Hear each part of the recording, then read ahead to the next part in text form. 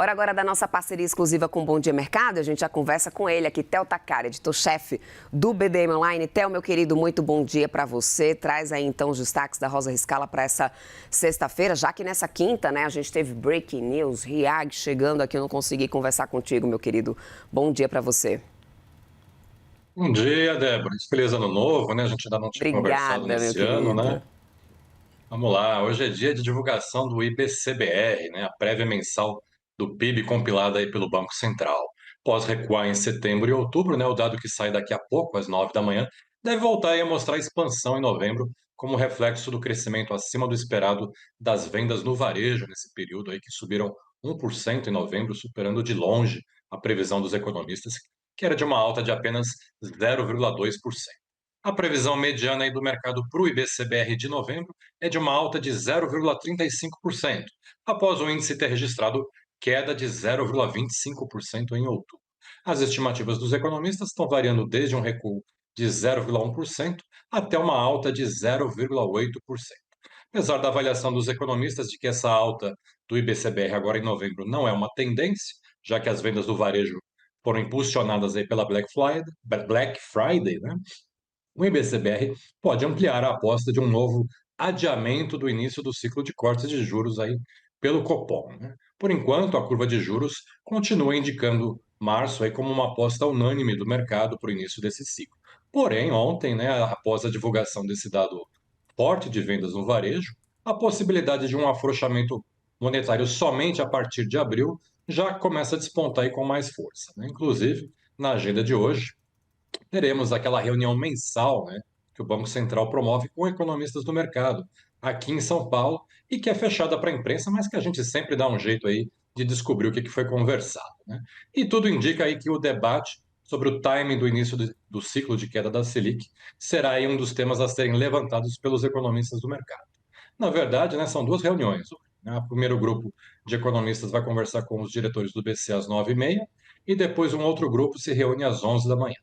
Lá fora, o destaque da agenda econômica nos Estados Unidos hoje será a produção industrial, que sai às 11h15 pelo horário de Brasília. A previsão dos economistas é que a indústria americana mostre uma desaceleração, com um crescimento de apenas 0,1% na produção em dezembro, depois de uma alta de 0,2% em novembro. Ao meio-dia sai o índice NHB de confiança das construtoras em janeiro. E de tarde, às 3 horas, a Baker Hughes divulga aí o número de e plataformas de petróleo em operação nos Estados Unidos. E, como sempre, teremos dirigentes do Fed fazendo discursos públicos e, claro, a gente precisa prestar atenção aí nas sinalizações que eles darão aí sobre o rumo da política monetária americana. A Michelle Bowman fala à 1 da tarde e o Philip Jefferson às 5h30, Débora. Pois é, Theo, e olha, essa crise do Banco Master continua também no radar dos investidores, né? Como o mercado tem visto toda essa movimentação do Banco Central? Ontem, inclusive, com a liquidação da RIAG, né? Exatamente, né? O mercado, de forma geral, gostou de ver aí que o BC não se dobrou às pressões até aqui. Tanto que anunciou ontem, né, a liquidação extrajudicial da REAC, que está envolvida nessas investigações do Banco Master, numa prova aí de que a autoridade monetária continua fazendo o que tem que fazer, atuando de forma técnica e independente. Como a gente sabe bem, né, o noticiário sobre o caso Master segue intenso e cheio de ruídos, envolvendo aí decisões e também recuos, né, tanto por parte do Tribunal de Contas da União, o TCU, como do Supremo Tribunal Federal, o STF. E mesmo assim, o BC segue fazendo o seu trabalho. Tanto que a liquidação extrajudicial ontem aí da CBSF-DPVM, né, o nome da antiga REAG, né, marca aí mais um capítulo dessa novela do Master. A decisão foi vista pela Faria Lima aí como um sinal de força institucional do Banco Central, apesar de toda a pressão política e judicial recente. Como a gente sabe, tem muita gente em Brasília aí preocupada sobre onde essas investigações sobre o caso Master vão parar. Lembrando, né, que a REAG já esteve aí entre as maiores gestoras de fundo do país, mas entrou em um processo forte de encolhimento ao virar alvo da Polícia Federal na Operação Carbono Oculto, aquela que investiga a atuação do PCC dentro do mercado financeiro. Mais recentemente, a REAG também foi alvo da Operação Compliance Zero, essa sim investiga as fraudes ligadas aí ao Banco Master. Outra decisão do Banco Central que surpreendeu o mercado ontem foi a decretação da liquidação da corretora de câmbio Advanced.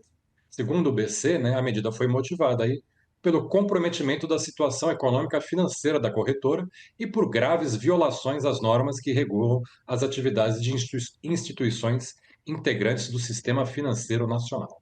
A corretora Advanced é uma das maiores do Brasil aí no mercado de câmbio, mas estava com patrimônio negativo. Segundo os dados do BC, no ano passado, a Advanced ficou atrás apenas da Wise em termos de movimentação de câmbio, e com um total de 3,5 bilhões de dólares, considerando aí as suas atuações no mercado primário e interbancário.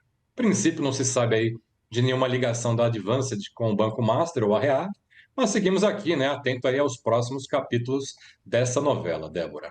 Pois é, e tem uma outra novela que a gente também não tira o olho, que é Donald Trump, né? Como uma grande estrela, inclusive, como protagonista. Então conta pra gente, Théo, o que a gente ainda pode esperar dessa novela dele com o Irã.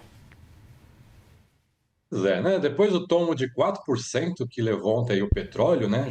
Já está até dando sinais de recuperação nessa sexta-feira, justamente porque Donald Trump morde, depois assopra, depois morde de novo, né?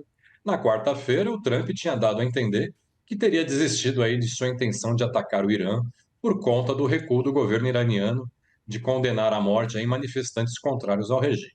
Mas agora a imprensa americana apurou que pelo menos um porta-aviões americano ainda segue rumo para o Oriente Médio, né? Fontes disseram para a Fox News que equipamentos militares americanos para atuação, tanto por terra como ar e mar, devem ser levados para a região do Golfo Pérsico aí nos próximos dias, para garantir que o presidente Trump, né, tenha opções caso ele decida pelos ataques contra o Irã.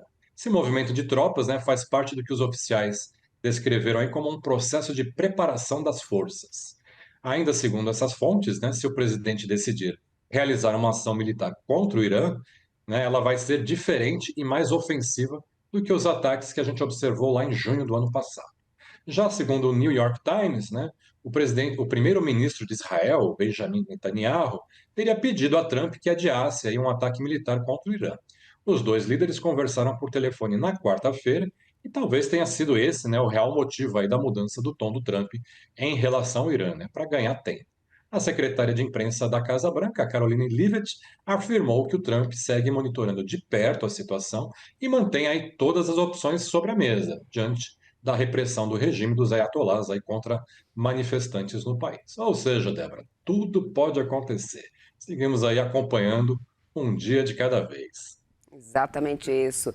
Théo Takara, editor-chefe do BDM Online, meu querido, muito obrigada por trazer todos os destaques aí da agenda da Rosa Riscala. Boa sexta-feira para você, bom final de semana. Até segunda. Bom fim de semana. Tchau, tchau. Até mais, meu querido.